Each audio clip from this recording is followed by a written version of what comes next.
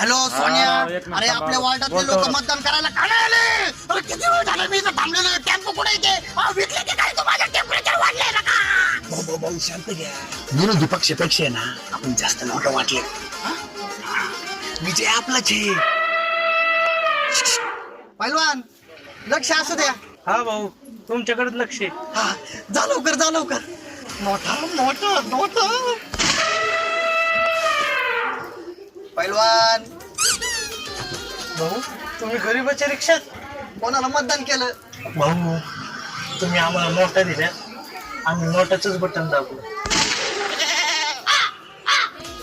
अरे चालू कसं काय व्हायला? आता नाही याला. अहो ते मोठे आणले होते. दादा आला आला. तुम्ही अशा खुश होता ना माझ्यावर.